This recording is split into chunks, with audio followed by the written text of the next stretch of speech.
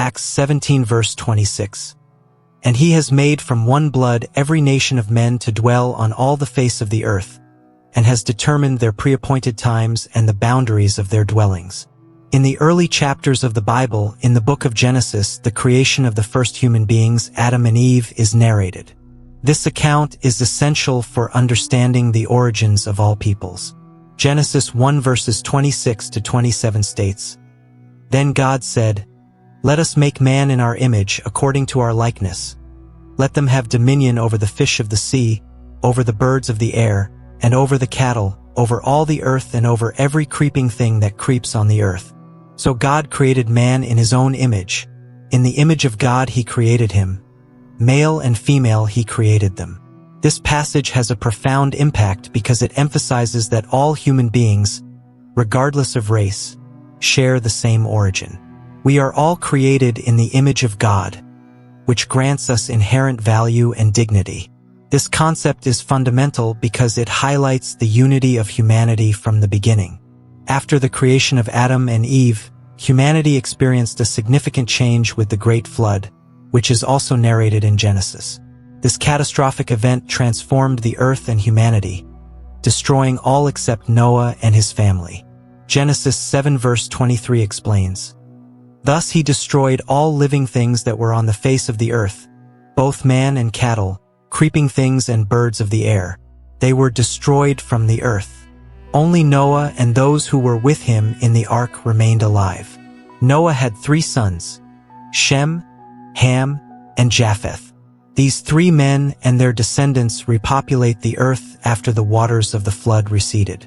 Genesis 9 verses 18 to 19 says, "Now the sons of Noah who went out of the ark were Shem, Ham, and Japheth, and from these the whole earth was populated." This verse is key because it shows us that the different populations of the world come from these 3 families. The descendants of Shem settled in the Middle East and parts of Asia, those of Ham in Africa and some areas of the Middle East, and those of Japheth expanded into Europe and other regions of Asia.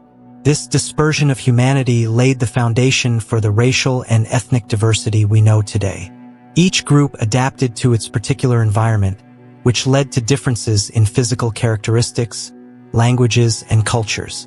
This process of expansion and adaptation is part of God's divine plan.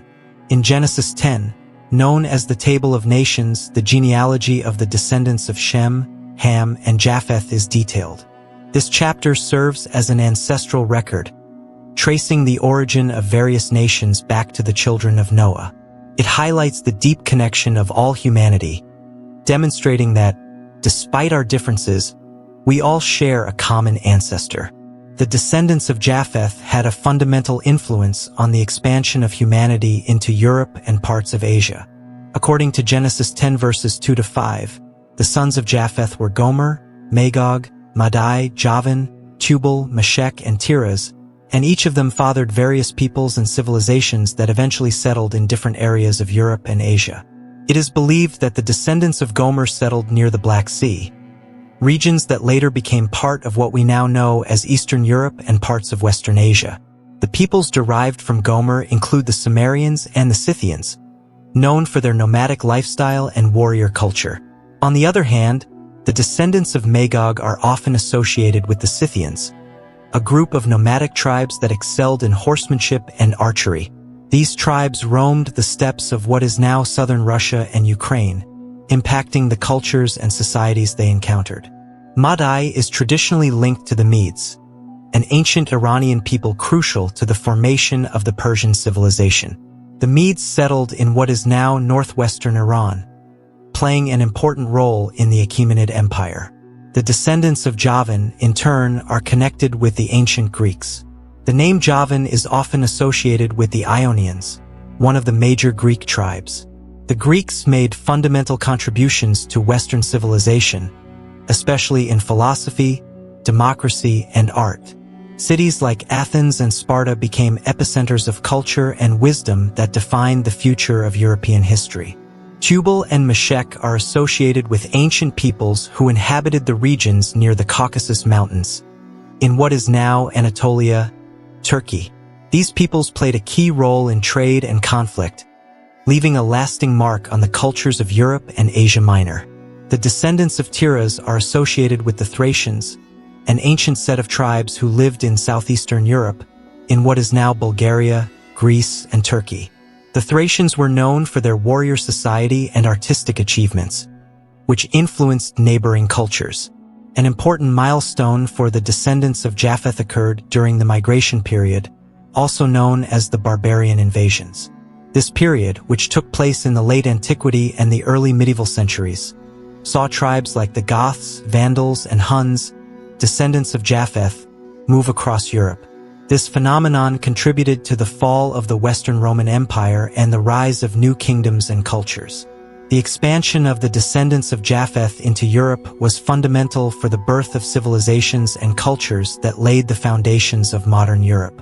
Their movements and settlements fostered the creation of new societies, in addition to promoting the diffusion of ideas, technological advancements, and cultural practices that shaped the future of the continent. On the other hand, the story of the Tower of Babel, narrated in Genesis 11 verses 1-9, is one of the most intriguing in the Bible. This event explains how different languages emerged and how people were scattered across the earth. At that time, all human beings shared a single language and lived in one place. They decided to build a city with a tower so tall that it would reach the sky, in order to make a name for themselves and prevent being scattered across the world. Genesis 11 verses 4-5 mentions, "And they said, 'Come, let us build ourselves a city, and a tower whose top is in the heavens. Let us make a name for ourselves, lest we be scattered abroad over the face of the whole earth.' But the Lord came down to see the city and the tower which the sons of men had built." This ambitious project reflected human unity but also manifested their pride and desire to challenge divine sovereignty. In response, God intervened to stop their plans. Genesis 11 verses 7-8 describes the divine intervention. "Come, let us go down and there confuse their language, that they may not understand one another's speech."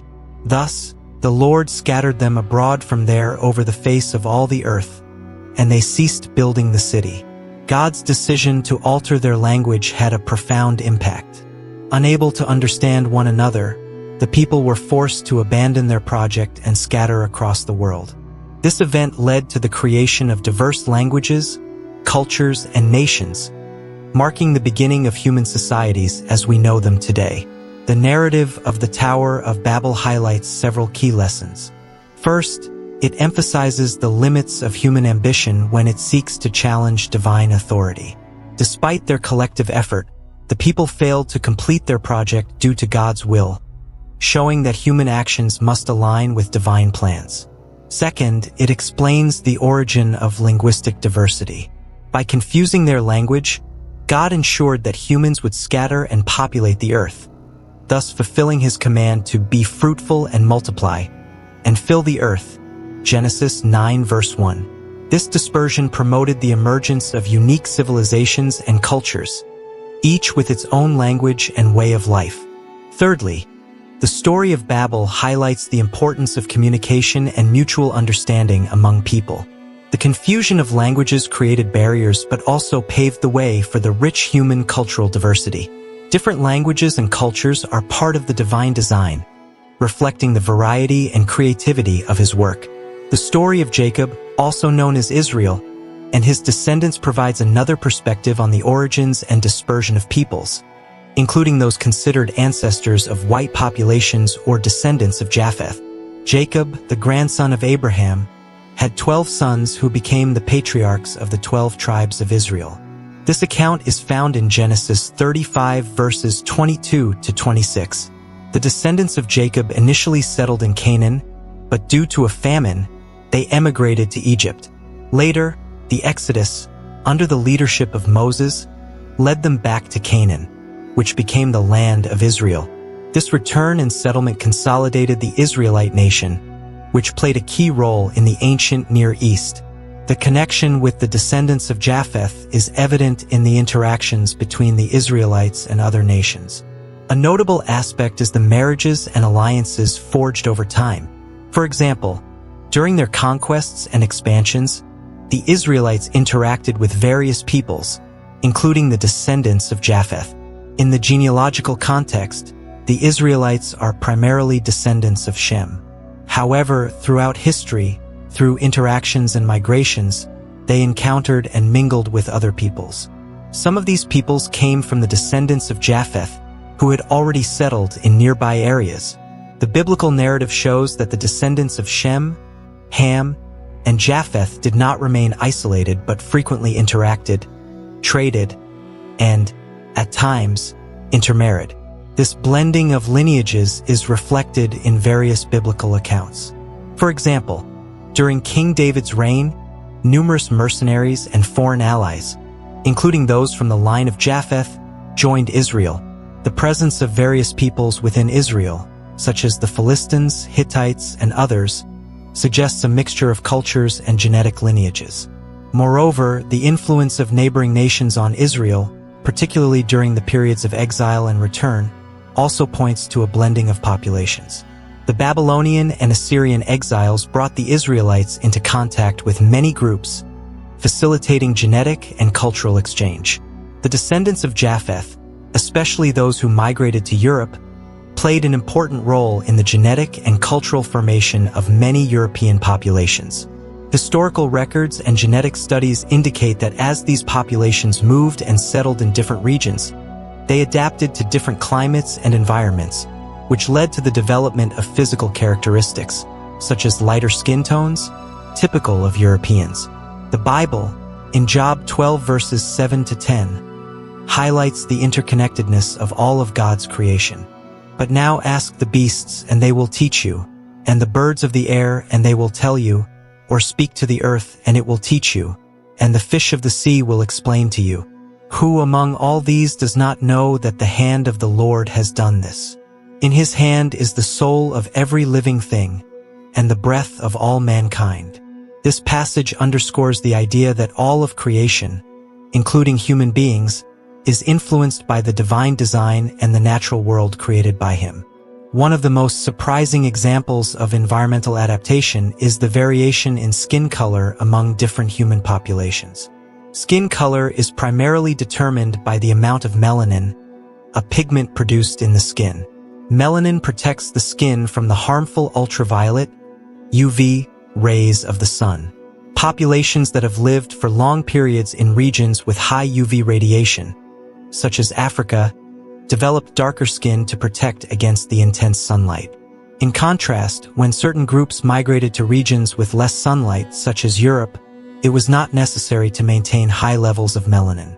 In these areas, lighter skin proved advantageous, as it allowed for better production of vitamin D under conditions of limited sunlight. This phenomenon is particularly relevant in areas with long winters and limited sunlight. Over many generations, natural selection favored people with lighter skin in these environments, leading to the prevalence of lighter skin tones in European populations.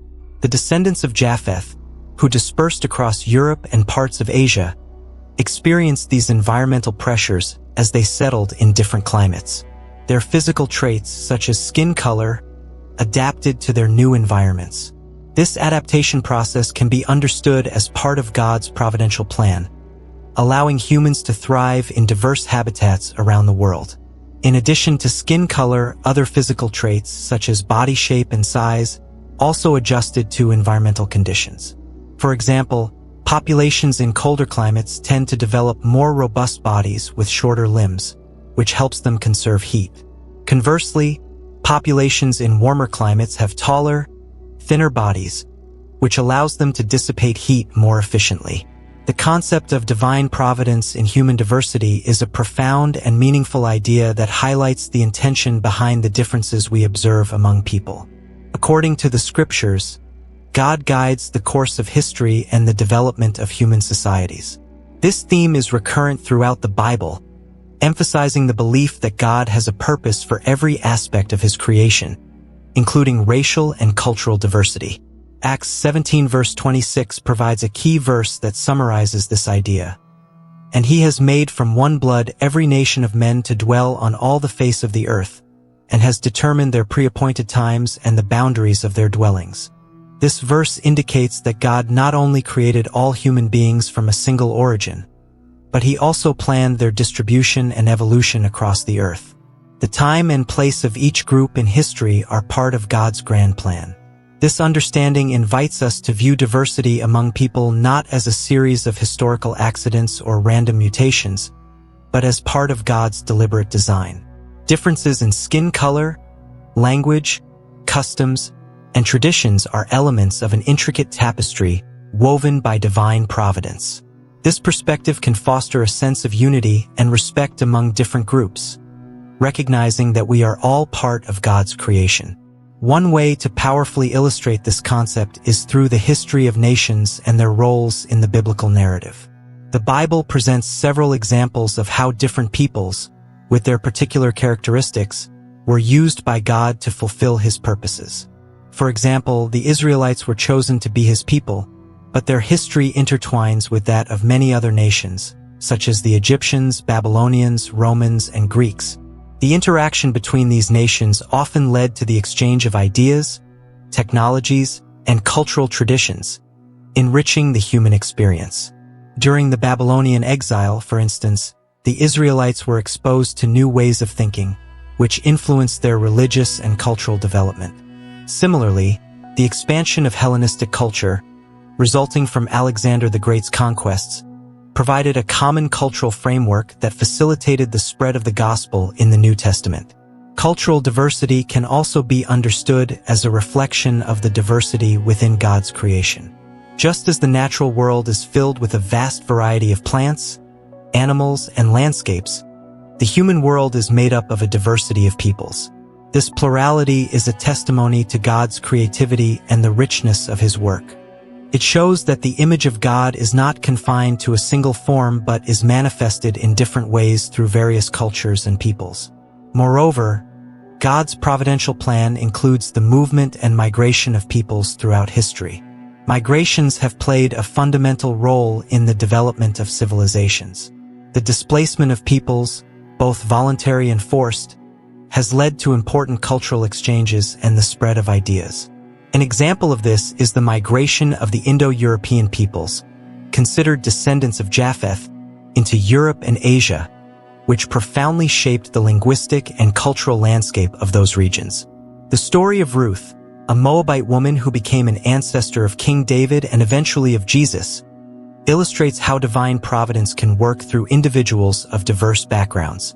Ruth's inclusion in the genealogy of Jesus underscores the idea that God's plan transcends ethnic and cultural boundaries, uniting people from different contexts to fulfill His purposes. Similarly, the story of Joseph in Egypt demonstrates how God can use the movement of people to accomplish His plans. Sold into slavery by his brothers, Joseph became a key figure in Egypt and played a crucial role in saving his family from famine. This narrative shows how God can use difficult circumstances, including displacement and migration, to fulfill His will. The New Testament continues to explore the theme of divine providence and diversity. A striking example of this concept is presented on the day of Pentecost, as narrated in Acts 2. On this occasion, people from various nations gathered in Jerusalem, and through a divine miracle, all heard the apostles speak in their own languages. This event symbolized the removal of language barriers and the uniting of different peoples under the message of the gospel. It highlighted the idea that the good news of Jesus Christ is for everyone, regardless of their cultural or ethnic origin. Paul's work also exemplifies how the early church embraced diversity. As the apostle to the Gentiles, Paul traveled vast regions, sharing the gospel with people from diverse backgrounds. In his letters to the early congregations, he often addressed issues related to cultural and ethnic diversity, encouraging believers to recognize themselves as one body in Christ. In Galatians 3 verse 28, Paul states, "There is neither Jew nor Greek, there is neither slave nor free, there is neither male nor female, for you are all one in Christ Jesus." This verse emphasizes the unity of believers in Christ, transcending any human distinctions. The understanding of divine providence in human diversity has profound implications for how we should view and treat others.